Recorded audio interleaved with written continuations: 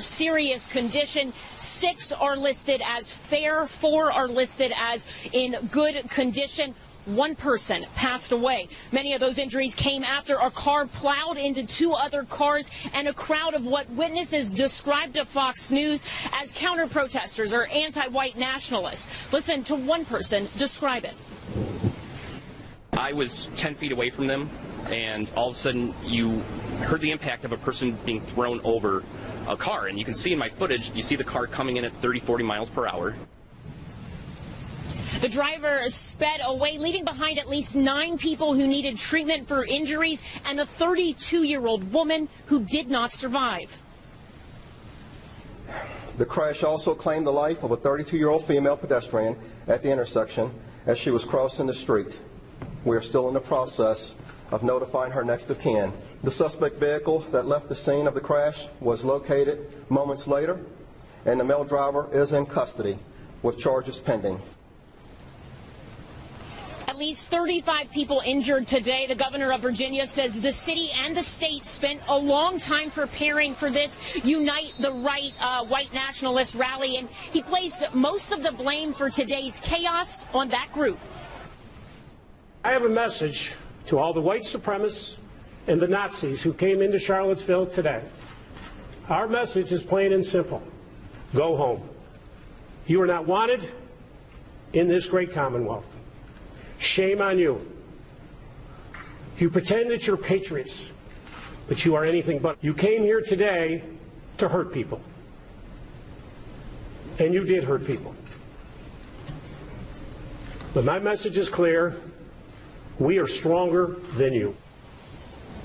That rally actually never began. It was set to start at noon. By noon, authorities had shut it down. There were clashes. Governor Terry McAuliffe had declared a state of emergency. As for that driver and that crash that took place this afternoon, police say they are considering that a criminal homicide investigation, and charges against the driver are pending. Judge? Ellison Barber, thanks so much. And President Trump condemning hate on many sides in response to today's violence earlier from New Jersey. Take a look.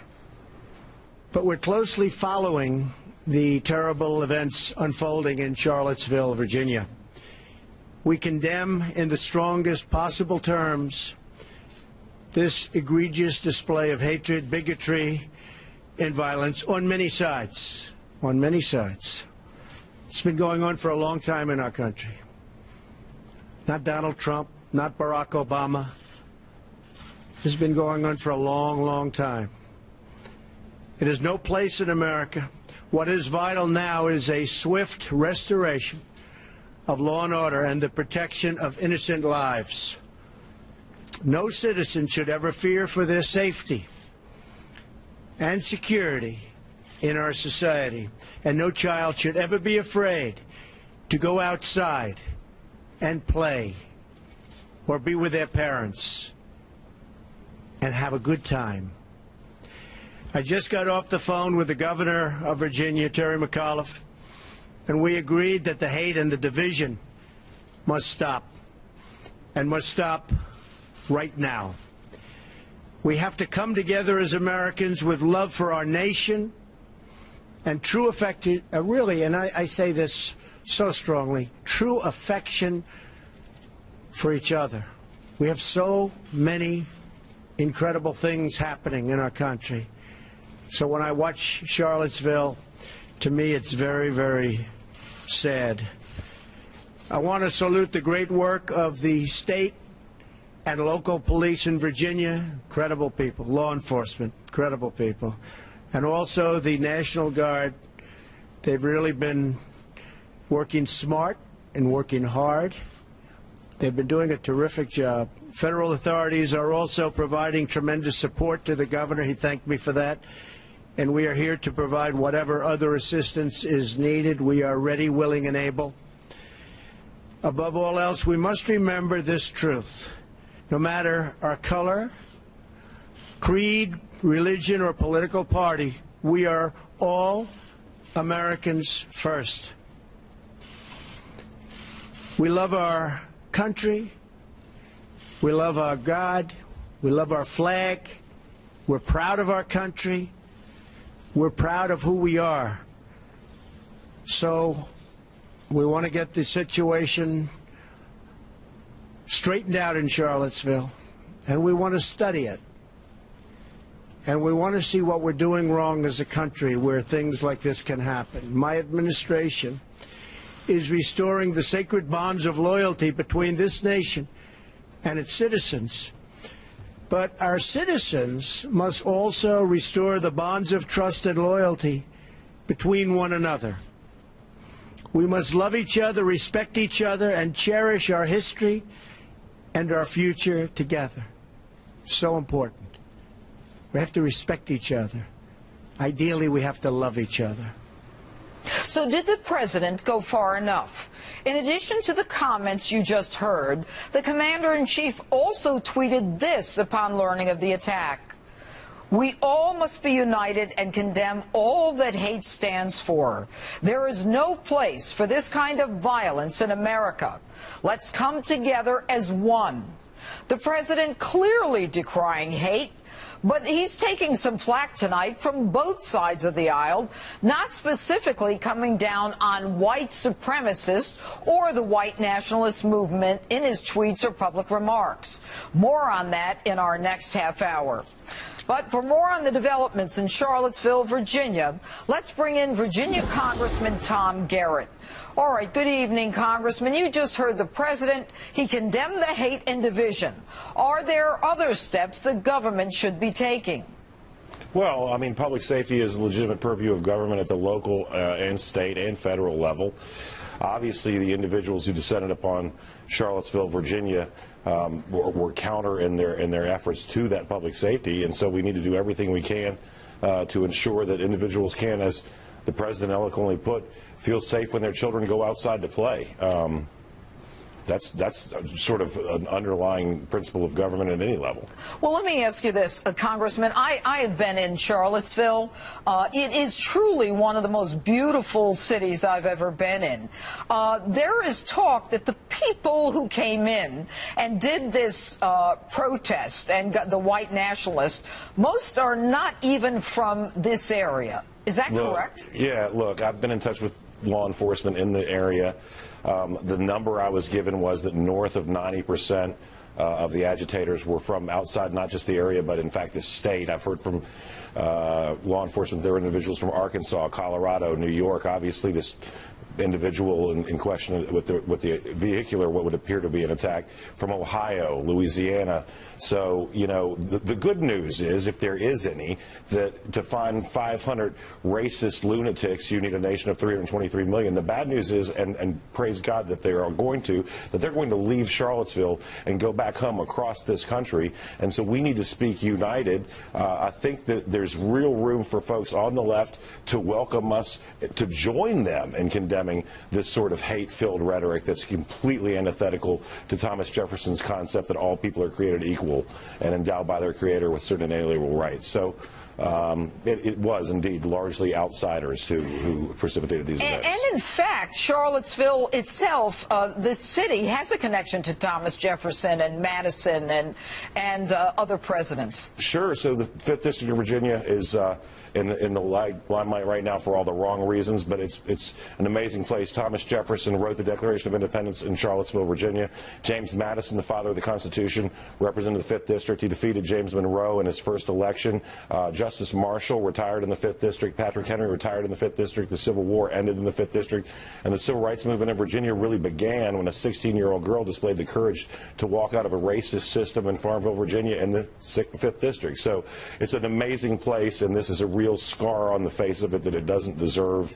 I'm saddened. I'm prayerful for the victims. There's no excuse for a human being to lose their life in this country where they went to express their opinions and values, whether they're shared by everyone or not. We should be able to disagree with each other without being disrespectful. Congressman, what brought these white nationalists to seek a permit in your city? Well, it's our city. There has been a controversy for a number of months over the decision by the city council to remove a statue of a Confederate general.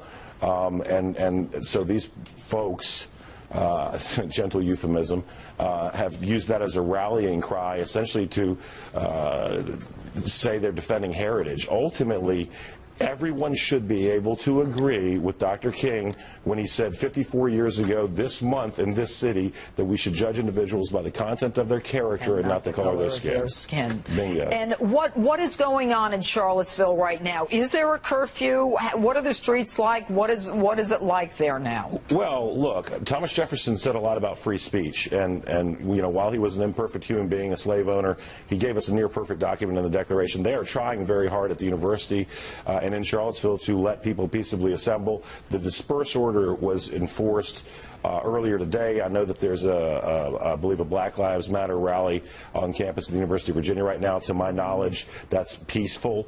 And I just want these folks to go home, and then I want America to know who they are so that we can stand united, so that we can find something that we can agree on from the left to the right, that these racists who don't understand that no person is better than another by virtue of how they worship or what they look like have no place in the America that I love. Well, there's no question that this is pure hate. Hate leads to violence, that leads to retaliation, and that leads to community unrest. But Congressman, in your former life, you were the sitting DA. You know, there's been some criticism that the feds need to be brought in. Right now, there is one individual who is under arrest and the homicide, I believe. Are you comfortable with the level of law enforcement involvement locally? Well, I will tell you as an aside, and you'll appreciate this as a former prosecutor yourself, I was not the Commonwealth attorney, the prosecutor in Charlottesville, but in an adjacent county. When the feds came into our cases, we always kind of were skeptical. Let's let the facts unfold, and we'll determine what the best charging procedures are here. But I have great confidence in the professionals in the city of Charlottesville to do this right. And you know, tragically, sometimes the cases a prosecutor lives to work on are the ones that happen when we see the darkest events unfold. I guarantee you that there's good people doing great work to make sure they get to the bottom of this, and that he'll be charged appropriately when the investigation is completed. All right. Congressman Tom Garrett, indeed, a very dark day in Charlottesville. Thank you so much. God bless you all. Please, all you pray for the victims and for some healing. Yes, indeed. And more on this developing story throughout this hour and the next. Straight ahead, Governor Mike Huckabee is live with me to weigh in on this tragic day in Virginia. The governor is standing by. Don't go away.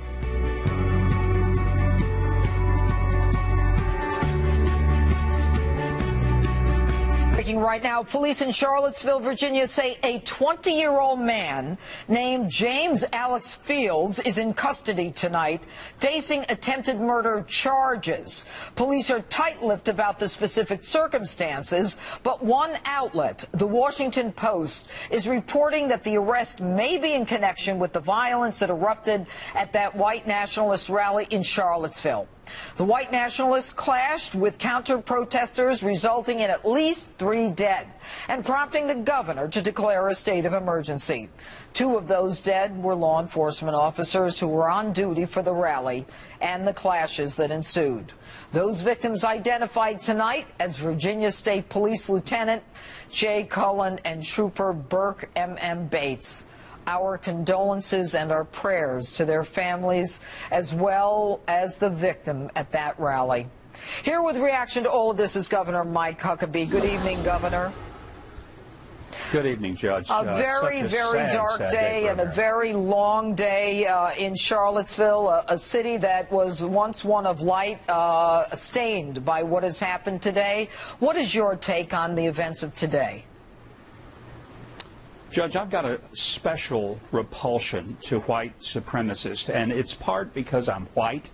It's part because I have seen this evil and hateful attitude that elevates some people above others. And as a believing Christian, I'm especially offended because anybody who believes the Bible, especially the Gospels, will have to accept that there is no way that God is a respecter of persons, as the Scripture makes clear. He doesn't love some people more than others because of their color, because of their affiliation even with Him. And so I find it just disgusting and repulsive. And I don't know of anybody who is doing anything other than condemning the violence and condemning the very spirit of white supremacy. I find it as disgusting as I do those who say that some people have a greater right to live. It's why I'm pro-life, Judge. How can I say that I believe the Gospels, that every person has equal worth before God, every person has intrinsic value, but some people aren't really as valuable as others? And that's why I'm pro-life, and it's why I'm so repulsed by the idea of white supremacy. Governor, what do you say to those people who say that the president wasn't specific enough, he wasn't hard enough? And, you know, I have to tell you, I mean, he condemned in the strongest possible terms the egregious display of hatred, bigotry, and violence on many sides. It's been going on for far too long. It has no place in America. We need a swift, you know, restoration of law and order. Are these just Trump haters who just will look for any reason to dump on the president? Well, it seems like that a lot of them are. I don't know what they expect the president to do. At the time that he made the comment, the driver of the car had not even been identified. Exactly. Nothing had been attributed to him at that point. And so what is he supposed to say? Is he supposed to do what Barack Obama used to do and jump to a conclusion and make a decision about something like he did in Ferguson, Missouri, which turned out to be totally untrue? Wrong. The president has to be careful in taking steps. I thought what he condemned was what we all could immediately condemn, and that is the violence, the car. Some coward in a car drove into innocent people to try to kill them. Now, he condemned that. What else is he supposed to do at that point?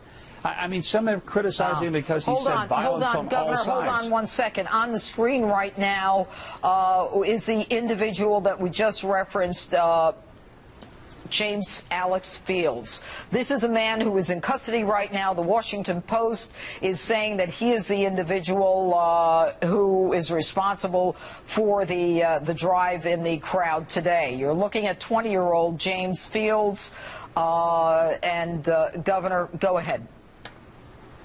Well, I hope this individual, and I don't care what his philosophy is, but I hope he's prosecuted as a domestic terrorist, because that's what he is. So I'm not hesitant to call him that.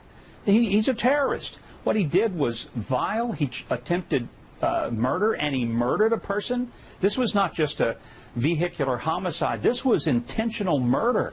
And so I am glad he's in custody. I hope that he is prosecuted to the fullest extent of the law, and I'm that sure there's he no will mercy be. on this person. And you know what, Governor? Of those 9 that were injured, in addition to the one who was deceased, 5 are in critical condition. So we don't know what's going to happen throughout the course of the night. But let me quickly ask you before I come up against a break. What do you say to those individuals who say that the alt-right are white nationalists? Well, I think most of the people who use that term don't even know what it means. What is alt-right? What is that supposed to mean? Is it a person who is more conservative than they are? Then do we also condemn the alt-left? I think we ought to stick to individuals. And rather than giving people labels that may not be very definable, let's stick to when people do something that is horrible, let's just call it horrible, rather than trying to identify it with a political ideology. All right. Governor Mike Huckabee, thanks so much for being with us this evening. Always a pleasure, Judge. All right.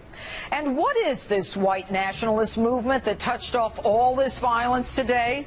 And what are its roots? We're going to get into that with my next guest as our hour of coverage in this developing story continues. And then a special 2-hour edition of Justice. We'll be back after that. Law enforcement officers dead in Virginia tonight after violent clashes at a white nationalist rally in Charlottesville. So what is this movement, and what is the ideology behind it? My next guest, political science and law professor and the author of The New White Nationalism in America, prophesied the rise of the alt-right 15 years ago in 2002. Dr. Carol Swain joins me now. Good evening, Doctor. Good evening. All right. Well, Doctor, I was reading about your prophecy, basically, that the alt-right would begin an even bigger development after the turn of the century. What brought you to this conclusion? Well, first of all, I would like to make it clear to everyone that's viewing that what I saw in 2000 and was published in 2002, this rise of the new white nationalism, that occurred long before the election of President Trump. And I called it new to distinguish it from white supremacy because it was the people who were being involved were more intellectual. They were not espousing racial violence or using epithets, but they had grievances. They were upset about multiculturalism, about affirmative action. They felt that white people's rights were being trampled and that there were no one speaking up and listening to their grievances. And so at the time when they were really stressing the racial double standards, I saw the potential for the argument to resonate among young people. So my book was written as a warning. I saw conditions converging that I knew that the movement would grow unless we started addressing the issues. All right, so let me see if I understand this, Dr. Swain. What you're saying is the rise of the alt-right is not the same as white supremacists. Now, right, yes, that is exactly what I'm saying. But the alt-right that you predicted would increase is doing so because of this multiculturalism and the fact that the whites don't feel like they can be part of it? What are you saying? I'm saying that white people have grievances and they've had them for a long time. And so back when I started working on the research for the new white nationalism, I saw that there were conditions that were converging to create a devil's brew for racial unrest. And what happened in Charlottesville, and I'd like to say that Virginia is my home state, I think we're going to have more of that unless we start having honest dialogue about the issues. And it's not like one side is all guilty. What happened was tragic, but there's a lot of anger and frustration and fear. And the white community, we know that they have their own problems. Charles Murray has written about their problems.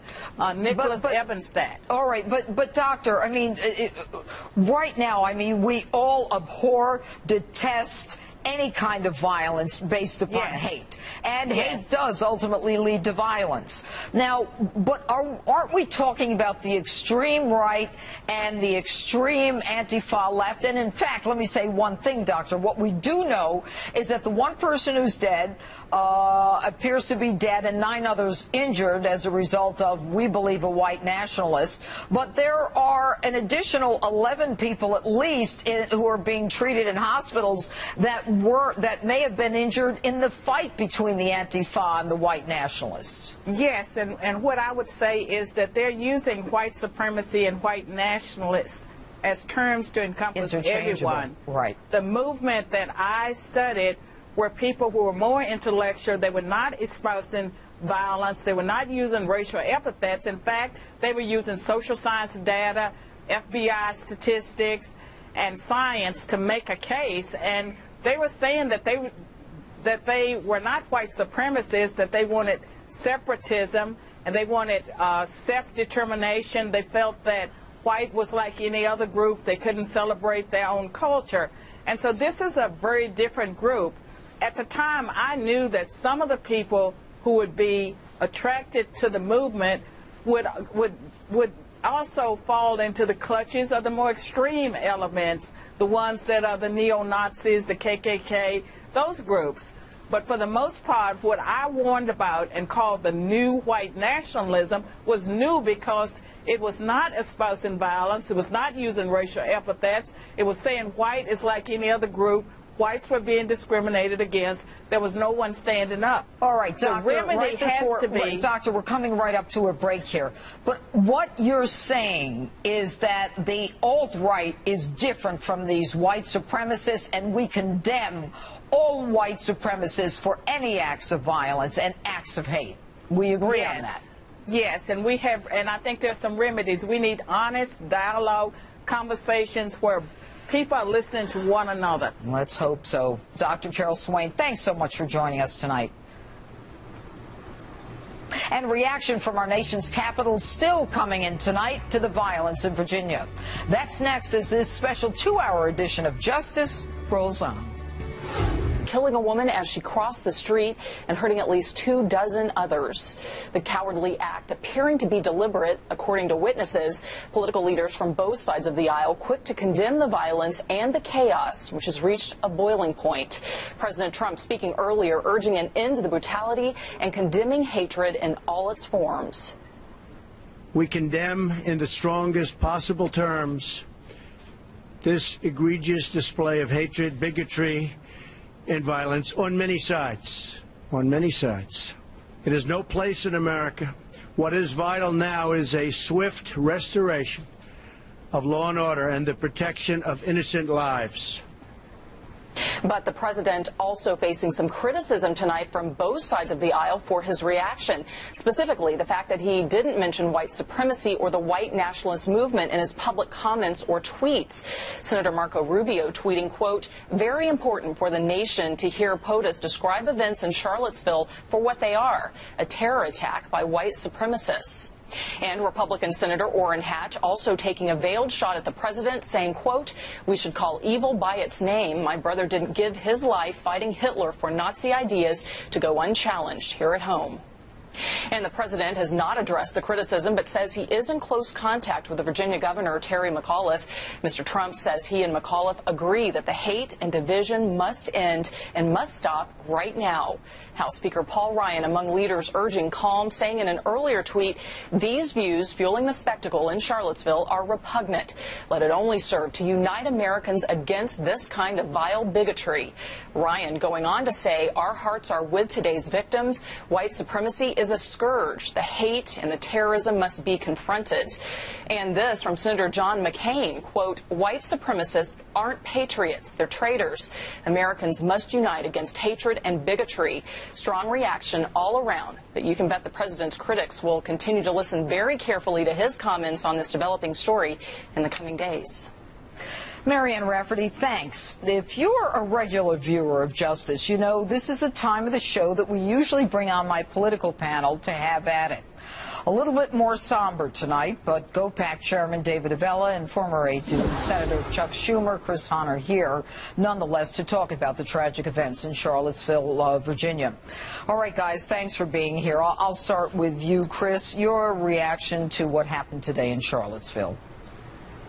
I think it's vile. I think it's disgusting. I think that white supremacist needs to be called what it is, and it needs to be washed away from this country. It is ridiculous. It is horrible that these people were doing what they were doing today, and the tragedy was only going to happen because this is what they wanted. And I also think it's important that we call hate by its name, including the president. I spent 8 years on this show having people tell me that President Obama needed to call it radical Islamic terrorism. The president of the United States today needs to call out white supremacists and white nationalists for what they are, a hate group and a terrorist organization that needs to be on the most wanted list in this country.